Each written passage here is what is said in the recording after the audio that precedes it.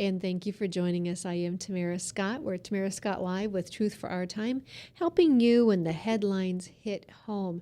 And so, I think that if God expects you to live through it, He's directed you how to do it. So we always have some interesting guests on issues that are happening in our day and how we can best handle those. But first off, we need to know exactly what they are and give ourselves the best way of knowing how to deal with them.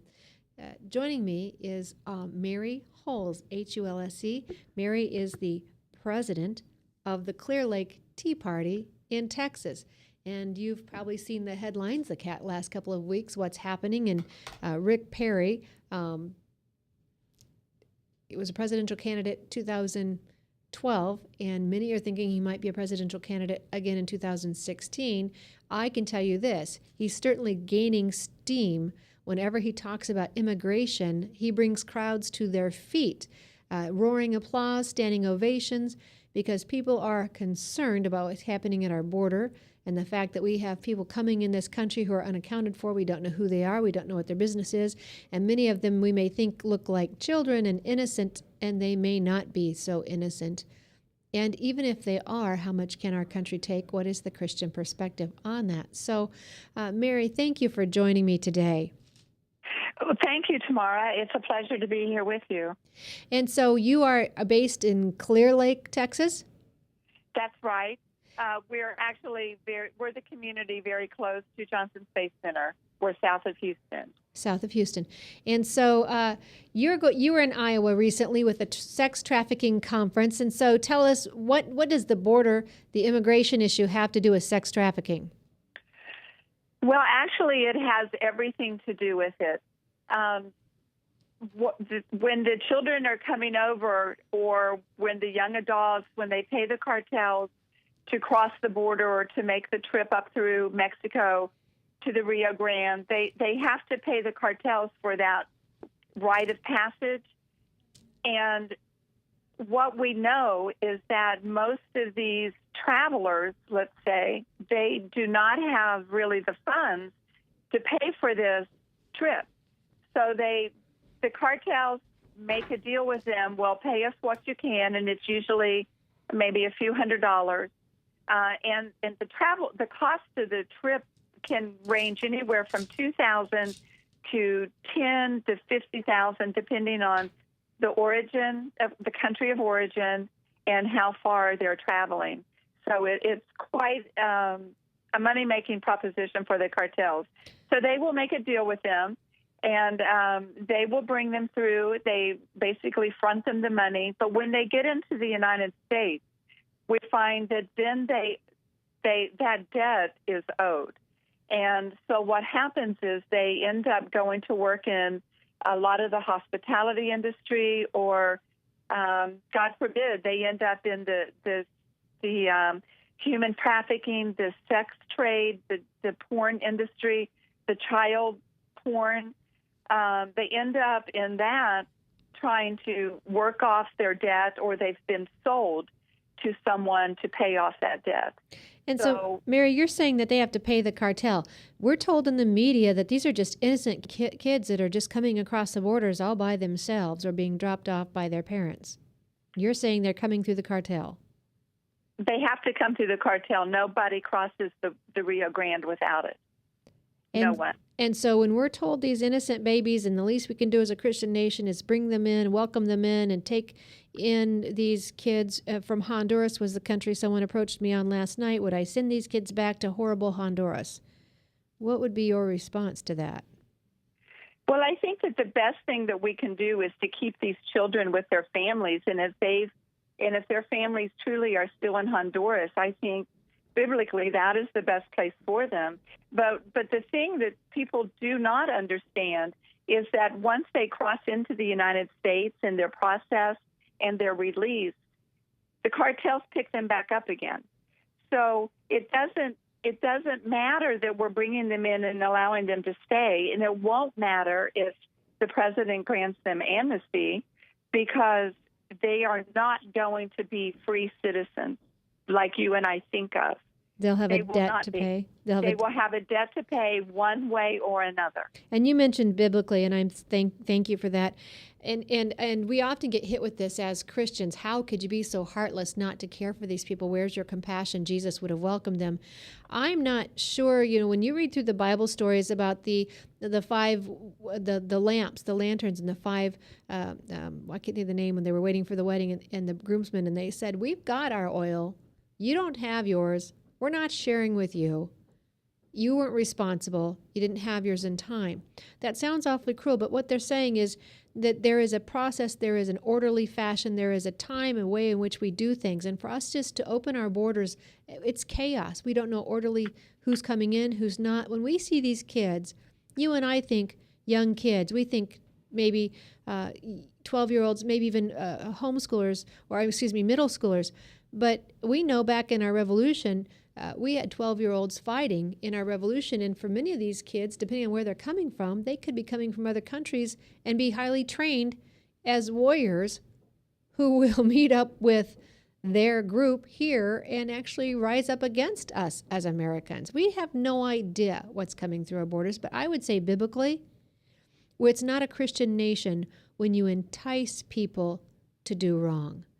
Well, Tamara, you made some very good points, and you're absolutely right. We do not know who's crossing the border. They do not come with documentation, and our Border Patrol has no way of checking back into their countries of origin, even if we can identify exactly which country they're from, to know what their record is. And we do know that Hamas and Hezbollah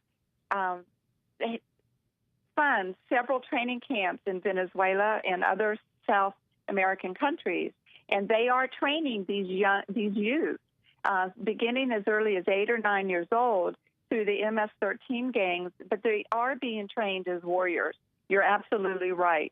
But I just want to address the biblical stance on the immigration, because as Christians, we're taught to obeying the law is one way to honor God. And God ordains authority with the responsibility to punish the one who practices evil. And so for those who take the law and order position, there are many verses that are clear in biblical mandate for dealing with illegal immigration. So we are taught in the Bible that we should support our government, and our government is bound by biblical mandate to protect the citizens. And Mary, and that's what we're not doing. I think we're both in agreement, and I want to talk more about that. What I'm going to do is go to a break right now. When we come back, we're going to come back with Dr. Janice Crouse as well. Dr. Janice Crouse, formerly of the Beverly LaHaye Institute, a think tank. She's a speechwriter, former speechwriter from George Bush, the first administration, the first president of George Bush, the first Bush in office. I'm sorry, trying to say that. And we'll come back and talk more about this and the trafficking. So I thank you for both being online. We'll come back right after these messages. And my thanks to those who make it possible for us to be online. Christians for America for coming alongside with us, and those others who are helping and supporting us. We'll be right back after these messages. We thank Webcast One Live for carrying our program. Get away from us, you mean old credit card. We don't have any more money. We're in trouble now. Save us! Help! Somebody save us! Somebody help! Help! Save us!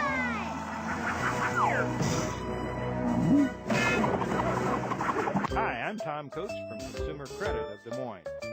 If your credit card's a little too animated, give us a call. Hooray! We're saved! Consumer Credit, you're our hero! Metro Ford's on everywhere. Metro Ford's on everywhere. See 'em here, see 'em there. You got bad credit? We don't care. Metro Ford's on everywhere. Metro Ford's on everywhere. Visit emetroford.com for your guaranteed credit approval. Good credit, bad credit, no credit. Everybody drives with guaranteed credit approval at emetroford.com. Metro Ford's on everywhere. Visit emetroford.com today. Hey, psst. Let me let you in on a little secret. You ready? Always try to do business with people, not places. Especially if you seek honest Christian business people. And when it comes to my car, I really need to trust who's working on it. Now, my family is so blessed. A few years ago, we found a family-owned automobile repair shop that operates as a Christian business also. Open, honest, reliable, trustworthy. It's AMCO on Hickman Road in front of Kmart, and it's a family-owned Christian operating business. This family treats your car as if it was their car. Everything from oil changes to transmission repair and everything in between. So the next time you feel the need to be at peace with your choice of who you can trust with your car, give AMCO on Hickman a chance to serve you. And tell them Max sent.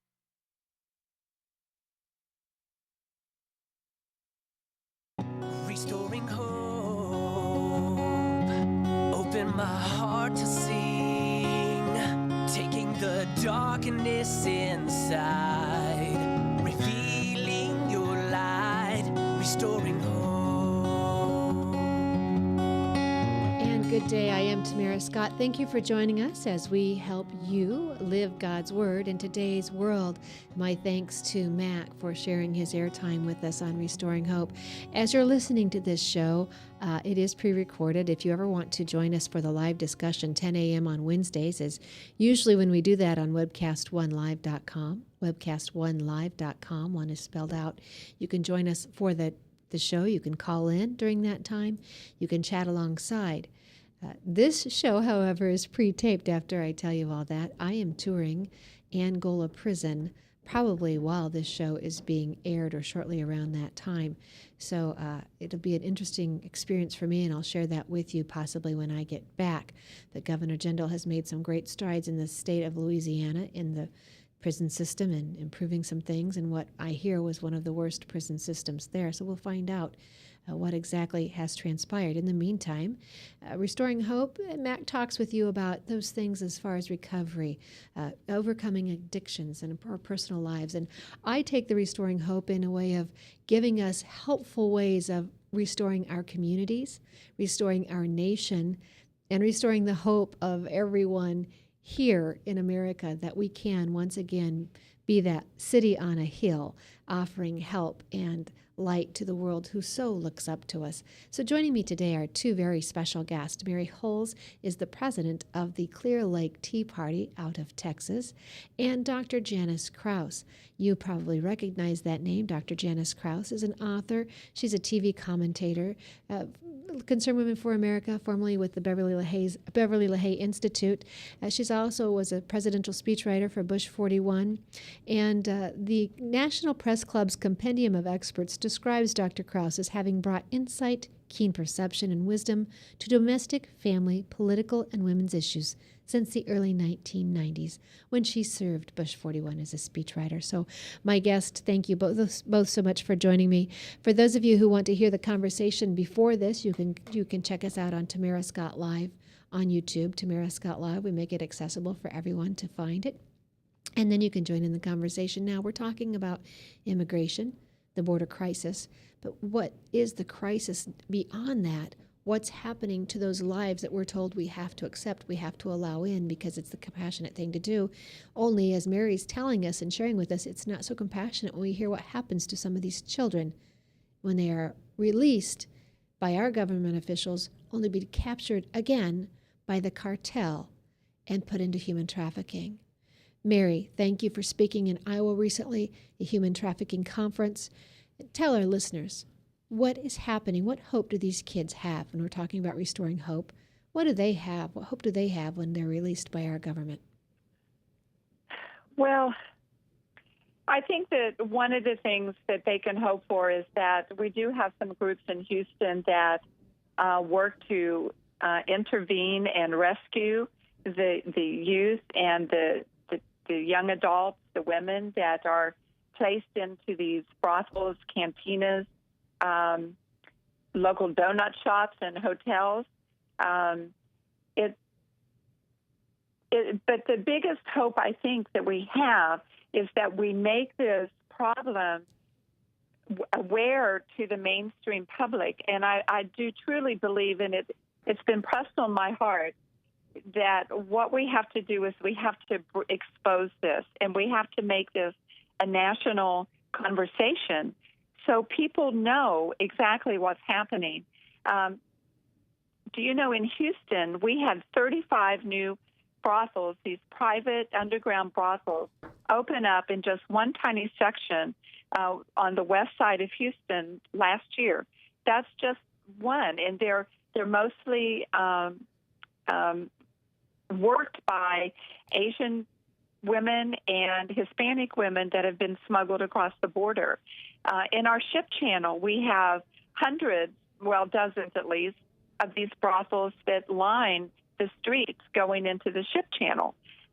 So I think that the best thing that we can do is that we can force this out into our communities and into the public light so people understand that there is a connection between illegal immigration, the sex trade, the human trafficking, and even somewhat into the movie industry. So that's my hope and that's my goal. Okay. And I thank you for taking time to share that with us. And we'll be, and I think you're right. Before we can offer the hope, we have to offer help. We have to discuss a problem so we can figure out the best ways to help people out of it. That's when we give them real hope. Dr. Janice Crouse, you've been dealing with this issue for decades. I think through your work at Concerned Women for America and Beverly LaHaye Institute, you were one of the first organizations to really dive into the trafficking issue and the threat of what was happening to young girls, and I think maybe some boys as well, coming across the border. What is your kind of perspective on where we've come and the things that you've seen over those 2 decades? Well, first, Tamara, let me thank you for all you're doing, and especially I'm so excited about what you're going to be doing down in Angola, and best wishes as you go to Louisiana. That's just thank you. Such an exciting thing to hear about, and I look forward to getting the report. And I'm so glad to meet Mary. I've heard about you, Mary, but I've never met you in person, so it's really great to get your firsthand boots on the ground kind of report of what's going on down there in Houston. I had not heard about the brothels lining the ship channels down there, so I want to talk with you about that offline, too. Yeah, it's not what Tamara knows, but Tamara knows really interesting people, and I have a knack for bringing people together. So how about that? It's a pleasure. Well, you know, it's this whole situation with the immigration crisis and human trafficking and what's happening with these children, I feel so badly that it's been pushed to the back burner with all the other awful things that are going on and just pushing that off the headlines so that now we're hearing about beheadings and the terrible things going on in Ferguson. And I'm afraid that America's going to forget about these children. And I am so glad that you're bringing it to the forefront because there is no question that many of these children are so terribly vulnerable, and they are going to end up trafficked. And that, I think, is a tragedy that's going to be a huge blot on this administration and on the soul of America. You talked about the fact that I've worked with Concerned Women for America on this issue now for 15 years, and I worked on it 5 years before then. So it's something that's been a front burner issue for me. Concerned Women for America and the work that I do is primarily policy related, and I think it's very good to have both Mary and me on here so you get both of those perspectives because they are both so tremendously important. We work, of course, to make sure that the policies are there to add teeth that enable the rescues to work and enable the right people to be prosecuted. These traffickers have been able to have the attention focused on the victims, and the victims are the ones that get arrested and so forth, so they end up not having to pay for what they're doing, and they're just raking in money by using and abusing these vulnerable girls and boys, increasingly more boys, and young women. The situation down around our border is, I think, so unbelievable. It just boggles the mind that this is happening and that our laws have not been able to prevent it. If you go to the TIP report, that's the Trafficking in Persons report at the U.S. State Department, this year's report, which is over 300 pages long, which tells you the kind of progress we've made in terms of identifying where trafficking is happening. It identifies very specifically that the top countries that are sending victims our way, vulnerable girls and boys and women, are Mexico, Honduras, Guatemala, and El Salvador.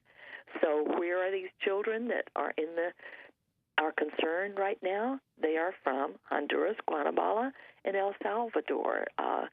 Very, it tracks perfectly that there's a 92% increase just since last year in the ones who are coming across our border from those three countries.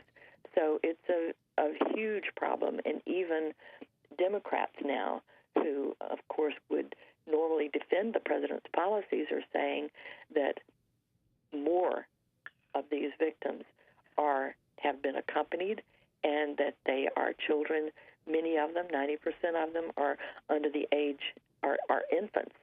So not only are we talking about older children who could be criminals themselves, but we're also talking about infants who, I don't know if you've addressed the fact that these could be here for the illegal adoption market. And trafficking as well.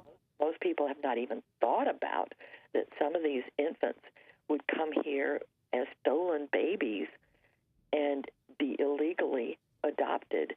And that's, the sale of children is just beyond the pale. It's just another dimension of how awful the human trafficking problem can be. Okay, I want to hit on a couple of things. Let me just say again, as America, as what I believe was a Christian nation, and I think we're working to restore ourselves to the principles of our founding fathers, it is wrong for us to have policies in place or lack of enforcement of our policies that entices people to sin, that entices families to put their children in danger, or entices someone to abandon their children, or others to take their children. People will always may choose to do the wrong thing, but for us to have policies or lack of enforcement of policies that creates or enhances and invites the opportunity is wrong of us as a Christian nation. Mara, and I'm so glad you brought that up, because I would add to your list of things there distortion of policies, because I was part of the group of people who helped to establish the Trafficking in Persons Reauthorization Act that is being used now by the administration to say that's the loophole that allows this terrible thing to happen. Well, that loophole was there because we put it in there in order to combat child exploitation and trafficking. The loophole basically says, the law basically says, children from Mexico and Canada can be interviewed and repatriated very, very quickly, but children from other areas, the procedure is different because they are more likely to be trafficked. So there's 72 hours to try to see whether they are possibly trafficking victims. Well, this administration has used that to say, oh, you've got 72 hours. You can get in here and slip out of the shelters and go here, there, and yon. And that word has gotten out. Well, the law was there. The policy was established to protect those children, not to invite them to come in and tell them that they've got this period where they can be protected. And the truth of the matter is that period of time now is allowing them and allowing all these criminal networks to come in and lure those children away, or, if they've safely gotten here and haven't been raped and abused before they even get here. But who knows who are the people coming to say, oh, I'm an aunt or an uncle, and have the documentation forged, of course, that enables them to take those children away. And when you're dealing with 52,000 kids at once, there's no way you can carefully document who's coming for all of them. So it's just, such a distortion of a legitimate policy to protect children from those countries that it just makes me irate, because, as you say, it's very definitely not something that we as Americans want to have on our consciences, nor do we want to treat any human being that way. Mary, you're the one with feet on the ground in Texas, and you were saying, I think, in our earlier segment, that these kids will not, even if they're released, they don't just get the luxury of making it happen in America now. They'll probably be taken captive by the cartel. Well, certainly, as Dr. Crouse reiterated, that it is a concern, and another thing that she did not touch on that I think that we need to remind everyone is that this administration is offering $6,000-$7,000 per month for foster parents to take in these children, and it's a concern to me. Do we know who these people are that are signing up for this? Have they already gone through the foster program?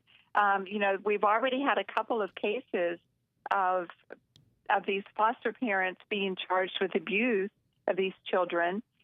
So I think that we're just setting them up in so many ways for a life that's really unfathomable to most Americans. And you're saying that the government is giving them $6,000 to $7,000 a month? Yes, ma'am. How do we find that? How do Americans, where do they go? What website can they find that? I don't know if that's under ICE or if it's under DHS, but I know that there is a website out there where people can go and sign up to house these children. Does anybody else see the danger in that? Because you've got people who need money, people who refuse to work and won't take care of kids, won't have the best interest of the child in mind. And beyond that, really seriously, $6,000 to $7,000 a month, is that per child? That's from huge. What I gather, that's a cap, and it is reimbursable. So I think that they're going to have to pay for their care, and then they get reimbursed. But it doesn't seem it's outrageous amount of money. It's so easy to fraudulently, submit any reports. That's a danger sign to me. Absolutely. Anytime you have to entice money for someone to do a compassionate act, there's a bit of a concern for me as well. But Mary, Dr. Crouse brought up the idea that some of these kids could be trafficked as infants in the black market. They could be sold. Mary, are these kids being dropped off by their parents, or do you think they could be kidnapped, abducted, taken by others, and sold to us? Well, from some of the sources inside our DPS and Border Patrol, they believe that a large portion of these children are actually being taken out of orphanages and sent through the pipeline. Also, just homeless children that are on the street, or children that have already been indoctrinated into the gangs, MS-13, the Pistoleros, and they're being sent as a means to recruit once they get into our schools. And even the children that have the gang tattoos are being allowed in because we're not allowed to look into their country of origin to find out any criminal activity they may have been involved in there. If they have no criminal record in the United States, then we're allowing them to be processed. And actually, the Border Patrol says that they have been told to treat them just like they're American citizens. Well, here's the deal. As an American citizen, if I break the law, whether it's running the stop sign or holding up a liquor store, if you break the law, you expect arrest and sentencing. If they've broken the law, whether a minor or not, by coming into this country illegally, they have broken the law and should be expected to be treated the same, and that's biblical. And that's our conundrum, isn't it? Because they are not treating them like American citizens. American citizens have been put on the back burner, and our children are not going to be cared for. And the resources that our country has for our own children, our communities are the ones that are going to bear the brunt of this expense. Our schools, our law enforcement, all of our local facilities, that's where, the citizens are going to be hurt over and over and over again by nothing. If you don't look at anything else, the expense of this is going to be staggering. And the Constitution is to protect, and Janice, I don't, either one of you, Mary, being the leader of the Tea Party, you probably have a good understanding of this, but the Constitution is to protect the citizens. It doesn't protect everyone of the world. It protects the citizens of the U.S. When someone is elected to office, they raise the hand and take the oath to uphold the Constitution. And so by failing to protect us from people coming in the border, no matter the age, we are failing to uphold that oath to the very people we were to protect. Absolutely. I think that's such a valid point. And the very idea that we have porous borders is so offensive to me. And I don't like the idea that people accuse those of us who believe in protecting our borders of being biased and racist and everything else. You know, that's just a basic matter of constitutionality. You cannot go, I can't go to Mexico. I can't go anywhere without my passport and having a legitimate reason to be there. It's just beyond comprehension that these countries think they can just come into our country and be welcomed with open arms, provided with a place to stay, provided with food, clean clothes, health care, and it's just absolutely astounding to me. And I think the point about the expense and our communities bearing the brunt of this is so valid, because our schools are being just completely overwhelmed. There is no way any of those children, whether they're Americans or immigrants, are going to be able to get an education in that kind of circumstance. They don't speak the language. There are so many problems that they're bringing into the situation. There's no way that learning can take place. The foster care system is already completely overwhelmed. There is no way that caseworkers can supervise appropriately. Whether the fact of 6,000 or 7,000 a month is accurate or not, or we can document that. We know already that the cost is overwhelming to the local communities who are paying for foster care, and that the types of foster care that are being provided cannot be supervised. So we don't know. There are already so many problems that are well documented with child abuse in our foster care system. And Mary, we have just overwhelming it. We have just a couple minutes left in this segment. We'll come back after this. Our radio listeners will have to follow along on the Tamara Scott Live YouTube. You can go and get the archive and listen to the remaining segments that you don't get on air if you'd like to. But we will be losing part of our Restoring Hope audience here shortly. And so in the last couple of minutes, Mary, give action items that people should be doing, calling their congressman. What should they be saying? What should they be doing as far as a couple action items?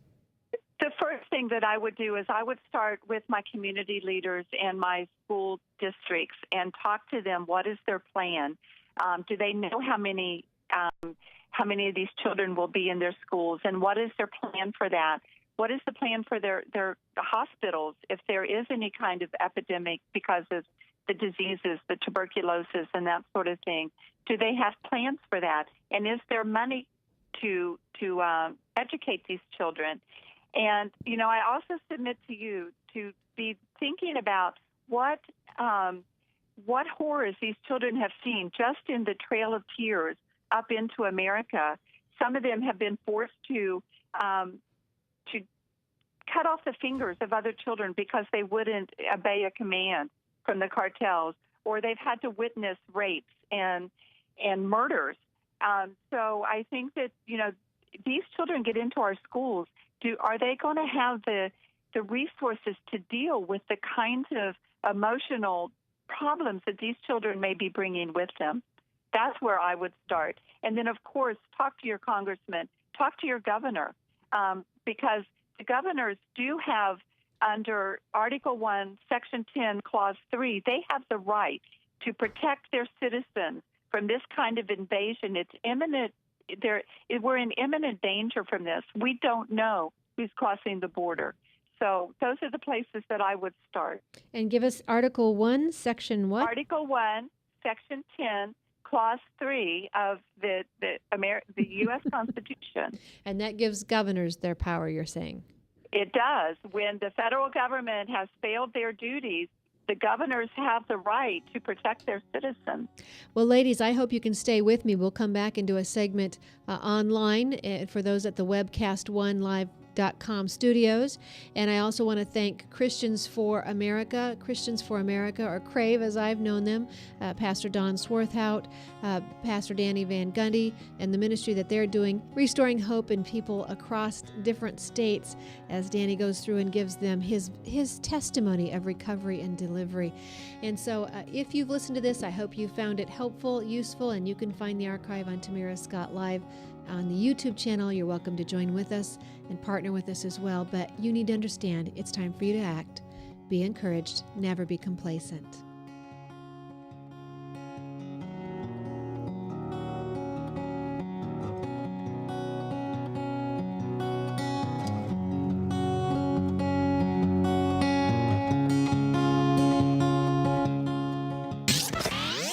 From the RE/MAX Real Estate Concept Studios, this is Webcast One Live. I'm Brian Leach, owner and general manager of Service Legends. I brought along a couple of the home comfort heroes. Hi, I'm Tammy Wells. I am Nick Wondershot. I'm administrative manager. I'm the senior technician from Service Legends. It seems like every good thing, when you feel it to the bone that it's good, there's a lot of hard work put behind it. I don't think that you can fake it and have it turn out good. You know, if we seemed like, okay, that's just weird, it's just a furnace, why would you believe so deeply in a furnace? It's not just that, you know, we want to show the world that you can have good service. Yeah, I mean, it's your home. You know, it's built into our daily trainings, it's built into our culture, that we're gonna do whatever it takes to have each client say they love us, period. That's why we spend all the hours in the training that we do. And if we guarantee it's gonna be a good experience for you, or else it's free, what type of work do you think we're gonna do? There is a guarantee. Temperature selection guarantee, fixed right or it's free guarantee, comfort guarantee, best value guarantee. All of these guarantees hold us accountable to ensuring that we exceed your expectations. And if for whatever reason we'd fail and we can't make it right, we guarantee all of those guarantees with a 100% money back guarantee. I mean, if you don't think that your technician can fix it right, are you gonna say that to a client? No. You don't have to worry about having a technician come to your house. We drug test, background check all of our team members. We put safe people in your home. Each and every one of our service techs, 400 hours a year in training. You tell it the minute they walk in the door. They know what they're doing, they've done their homework, and they actually truly care about what you want. Because at the end of the day, you're the person that makes sure I have a job. They're gonna be listening. They're gonna wanna know what your challenges are. Then they're gonna come and give you options, and you get to choose. If I'm there to help and I make it easy and painless, I did my job right that day. Well, when it comes to your comfort, safety, and your family, you know, you don't necessarily go buy the most expensive, but you get the most bang for your buck.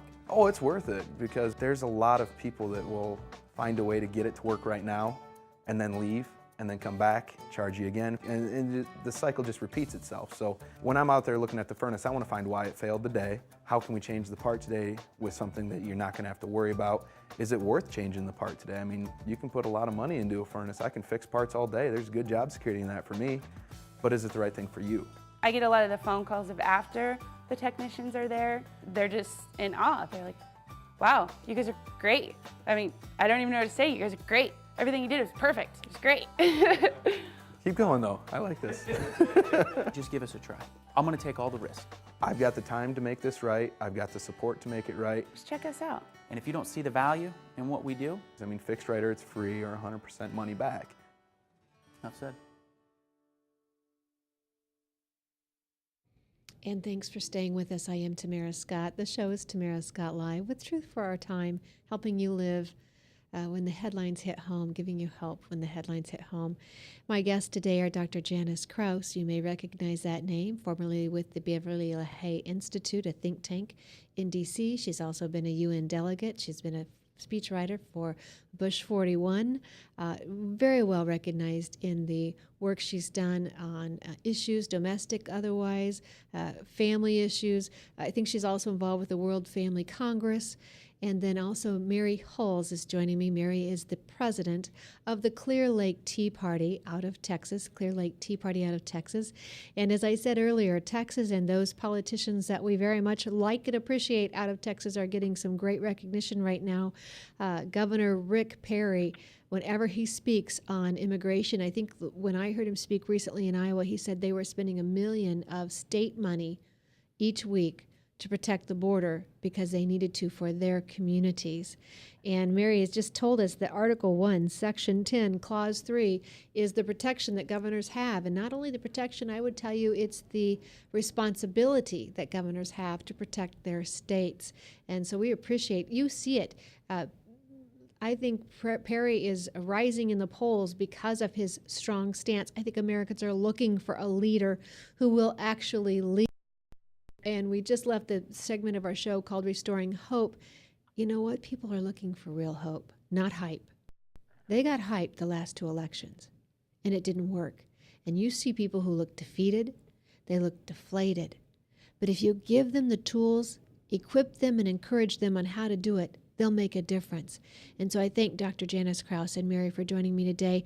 Mary, we were talking about the action items, and you've kind of told us to get out and get involved with our community leaders. I would say our congressional leaders as well. You want to continue on action items for our people? Okay, well, I think you're right. I think our congressional delegate, as well as our state senators, we are fortunate to have Senator Ted Cruz, and he has certainly been a stalwart for Texas and for America. But don't forget your state legislature as well. I mean, from your local mayors all the way up, they need to all play their role in this. Now, we have a city that's nearby, League City, and they were the first in the country to put forth a resolution that did not allow the federal government to create these detention centers without any kind of local permission, because that's what we're finding they're doing. They're setting up these camps or buying up these buildings and bringing the children in basically in the cover of darkness. And local authorities do not even know that they're coming. So that's why it's so important that you talk with your local officials, your school boards, and find out what effect is this going to have on your community, your own child's school. What resources will the teachers and the school nurses, the counselors have to deal with the things that they may be seeing? So you can't look past your local officials. That's where everything starts, is locally, and then it builds from there. So start with your local communities, work to your county and your state, and then into your national delegation. Well, and I thank both you and Janice for coming on, because the topic that we've discussed today can be gruesome. You were talking, Mary, about these kids. We're to think that they're these youngsters who need help, or these helpless infants, and we may have had some helpless infants, but you're saying these kids have witnessed, some of them, murder. They've been forced to watch rape. Some of them have been forced to cut off the fingers of other children because they disobeyed or did something wrong. So I think we have to explain some of this to listeners and viewers so that they understand it's not that we're hard-hearted, cold-hearted, or don't have compassion, but there is a right way and a wrong way to offer that compassion. And the way someone explained it to me was, biblically, it's unjustified mercy. You're offering something that you don't legally, or you can't honestly offer. We don't have the ability to get, as much as our heartstrings are pulled, legally, we don't have the ability to offer what we're trying to bring these kids in if we don't do it through a legal and lawful manner. Well, I think that's true, and I think the other another point to that is that when we're giving these enticements for these children to come and to get covered under the DREAM Act and perhaps amnesty, that what happens to them in that long journey? Some of them travel 1,200, 1,500 miles. Think about that. Think about you sending a 6-year-old of yours and putting a safety pin with a name or a phone number written on it, and sending them 1,200 miles alone, and what they might witness. Senator Cruz, actually, when he was down at the border, he did give a press conference about what some of the children had witnessed. And they indeed were put through some of the brutal things that you just mentioned. And if they aren't willing to discipline another child, or if they're not a willing participant in a molestation. Some of these, there have been children that have been shot in the head, and these other children have had to witness that. So, I really, my heart just can't get past. I mean, compassion is, what are we putting them through? What are we forcing them to be a part of for this political move by our president and our current government? I mean, this is all politics, but we're putting these children in danger, and we're putting them through a life of horror that it's going to be years for them to ever get over. Right. The scars could be way too much, even if they get here physically. And Dr. Janice Crouse, maybe you can answer this. Mary, maybe it's you that can answer this. I don't know. But people then turn to me and say, well, what would you do? Just leave these poor kids in Honduras where they're going to be raped there, or they're going to be taken by a cartel there? And my thought is that we do what we can to help other countries correct their issues. But from the beginning of time, I think it was Charles Finney told us that God will judge a nation by the actions in which Christians within that nation take. We have elections, and leaders have consequences. And then Proverbs tells us that when the righteous rule, the people rejoice. But when evil rules, or when the wretched rule, then the people moan. And that's what we're seeing in these other countries. There are other ways we can help, whether it's through free trade agreements or sanctions of not doing trade with countries who mistreat their people.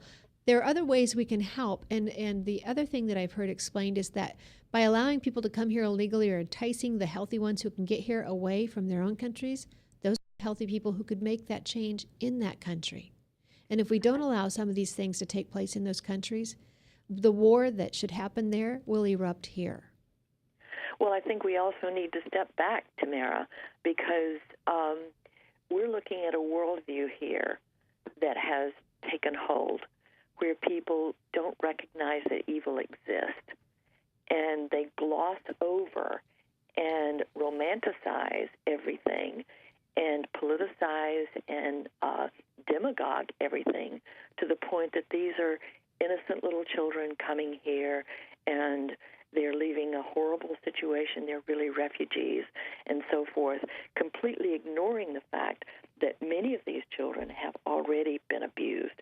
Many of them who are trying to get here have already been sold into prostitution before they even get here, before they even start the journey. They have been targeted by the traffickers. Mary talked about this already, before they even start, and are being brought here for the sole purpose of commercial sex or forced labor. So the problem is a huge problem, and the fact that, and it's a problem of evil. It's a problem of forces and people who do not have goodwill toward us or toward these victims. These are people who are looking to profit from a situation. These are people without any conscience. These are people whose whole worldview is completely distorted, and they are being helped by an administration here in the United States that is so naive, and who have sold the whole idea that there's no evil in the world. People of goodwill exist everywhere. We just have to be diplomatic and get along with everybody. And I think it's so terribly naive, it has put the whole United States at risk. And in this specific instance, it's put innocent children at risk and made them vulnerable to some very, very evil people who don't mean them well, and they don't mean the United States well. And we are all being duped, and these poor children are paying the price. And as Mary pointed out so beautifully, our communities are also going to pay a very high price. Our own children are going to pay a terrible price, and the whole nation is going to pay a terrible price. And that is our responsibility as elected leaders to make sure that doesn't happen. You mentioned Ted Cruz, Mary, when he was in Iowa recently. The crowd would not sit back down. After a standing ovation, he had to wait for the crowd to finally stop applauding. They are so pleased. I'm telling you, they are so hungry for real leadership that that people they're eager. It's not that people are voters are apathetic. They will walk on glass when they find a leader they can trust. That's the truth. And I think that's what we're seeing. And I hope in this election, we saw in 2010 an uprising, and kind of straying from the topic here, but it wasn't a get out the vote program. It wasn't money that did it for any one party. It was a grassroots movement. It was people taking back into their own hands their government. And I hope that we can get people to arise and to do that again. And when I just said the rise, let me take it a step further. The help that we need will not simply come through the government. That's the avenue to get to the help in which we need. Without being a theocracy, we need to once again unleash the freedoms and the liberties that our founding fathers had in mind, so that the true help, the real help, can be talked about in the public square, and that will come in our churches, through our hearts, through our homes, when we look to the Bible for that help. I'm so glad you said that, because I believe that the real key is the church.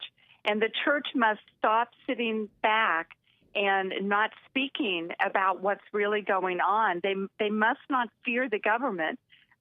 It is a myth that the government will come after them for their tax-exempt status. The Black Robe Regiment has been forcing that issue for years, and not one church has ever lost their tax-exempt status for speaking from the pulpit. And so our pastors need to gather their courage once again, because they were tantamount in our freedom in the 1700s, and it is so important that we have that once again, that people actually believe in the biblical stance of being involved in the government, praying for our leaders, but not sitting back and actually voting their Christian values. And I think we have to add this dimension as well. The answer is in the church. Many of these victims, as you pointed out earlier, Mary, are going to be so psychologically damaged. There is no way to get around that. And a lot of people think, oh, well, just find a good home for them and they'll be fine. No, they will not. It's going to take the church ministering to their souls in order for them to heal the way they have to be healed. It's not going to work to say that some secular psychologist will be able to meet their needs. No, these are deep-seated hurts. These are really raw wounds of the emotions and the spirit and the psychological well-being of these children, and it's going to take the church to minister in ways that are truly healing. You're absolutely right. And along with that, we've had some of the politicians who wanted to care for illegal immigrant children with this in-state tuition or health care at the state hospital. And my comment to them was, you're running for president. Think with a president's heart. You're thinking with a pastor's heart. And when we have these needs for care, for health, for charity, that comes through the church, through the Christian, through the individual. But it is not through the government. They're called to do different things. And there is a separation of church and state, not in the Constitution, but in the Bible. The government is held only to uphold the good and punish the bad. That is the only thing the government is to do. When we see government entering other areas, we see fraud, we see inefficiency, we see issues with it, because God did not ordain the government to be there. Therefore, the government will not be productive or fruitful in that area, i.e. welfare, health care, all those issues. And so here's the other part of it. If a Christian decides, or a church like they used to sponsor someone legally through the legal immigration process, then they are doing it through the Christian's heart. And the Bible tells us that God will reward us through our generosity, through our charity and our giving. If I decide to withhold what money I could share, then God will discipline or correct me, the consequence of my greed. But when the government takes that over, we lose that possibility of God correcting us or disciplining us or blessing us, because we no longer have a choice. It's coerced giving through our taxes. And so again, we're losing the ability to be blessed. So there's a difference here that we need to understand in the church. It's not just opening the doors to illegally promote or promote illegal behavior to fill our pews. That's not right. But if we want to take the gifts that we do have as a church to train someone up biblically, to train them to get a job through the legal process, that is what the church is called to do, as it used to do, and I think this worked when we had sponsorships. But there's a difference between the tax dollar and the tithe dollar. And we cannot combine or mix up or confuse those responsibilities. That's right, and we cannot continually count on or look to the government to solve all of our ills. You're right, the government is never meant to do that. And throughout the last few decades, we have allowed and sat back and allowed the government to continually grow and take over so much of our lives. And that's the danger. And I think that we're seeing the result of that culminate in many aspects of our country right now. And, you know, this immigration issue is just so purely political but we're using these children as pawns. And they are the victims here, and we need to be careful what we allow our government to force upon us and upon these children and the rest of the world, because this just looks and speaks to the UN, always coming in on the United States, on our civil rights.